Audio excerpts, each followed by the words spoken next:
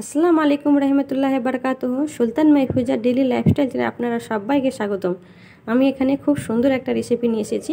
আপনারা পুরো ভিডিওটা দেখুন, খুব ভালো লাগবে। আমার ভিডিওটা যে যেখান থেকে দেখতেছেন, যারা বড়রা রয়েছেন তাদেরকে প্রণাম, যারা ছোটরা রয়েছেন তাদেরকে ভালোবাসা দিয়ে ভিডিওটা শুরু করলাম। পুরো ভিডিওটা দেখুন, খুব ভালো লাগবে। লাইক দিয়ে আপনারা পুরো ভিডিওটা দেখুন। অনেকে আমার পুরনো বন্ধুরা রয়েছেন, তারা লাইক দিতে ভুলে যায়, তাই লাইক দিয়ে আপনারা পুরো ভিডিও দেখুন এবং সম্পূর্ণ ভিডিওটা দেখবেন। আমি এখানে খুব সুন্দর একটা রেসিপি নিয়েছি। কড়া বসিয়ে দিলাম, তেল গরম হয়ে গিয়েছে, কালো জিরে অল্প দিয়ে দিলাম। ঢেঁড়সগুলোকে কী করব, ভেজে নেব ভালো করে। লবণ স্বাদ অনুসার দেবেন আপনারা। ভালো করে একটু ভেজে নেব।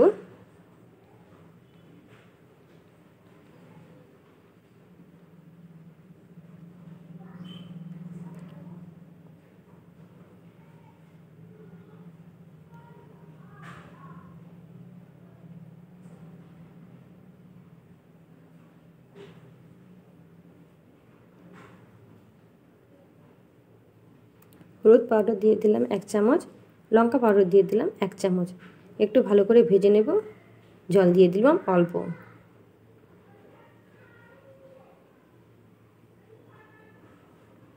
ধনিয়া পাউডার দিয়ে দিলাম 1 চামচ, জিরা পাউডার দিয়ে দিলাম 1 চামচ।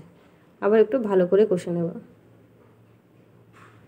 ঢাকা দিয়ে দিলাম, ঢেঁড়সটা যাতে সিদ্ধ হয়ে যায় তাড়াতাড়ি আর কি।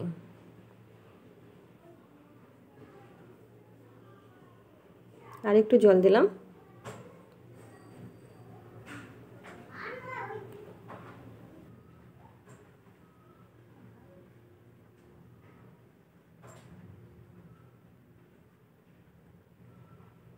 ঢেঁড়সটা সেদ্ধ হয়ে এসেছে।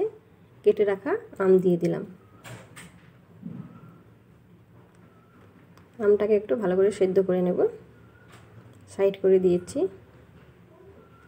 অল্প জল দিয়ে ঢাকা দিয়ে দেব।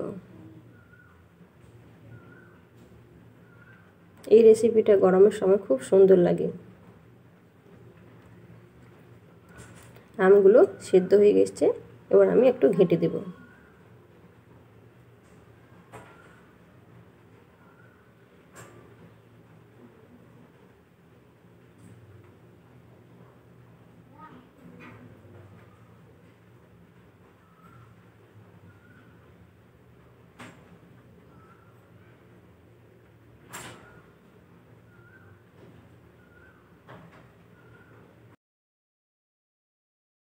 এখানে আমি ক্যামেরা অন করতে ভুলে গিয়েছিলাম।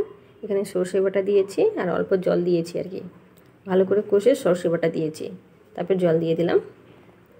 একটু ফুটে গেলে নামিয়ে নেব আর কি।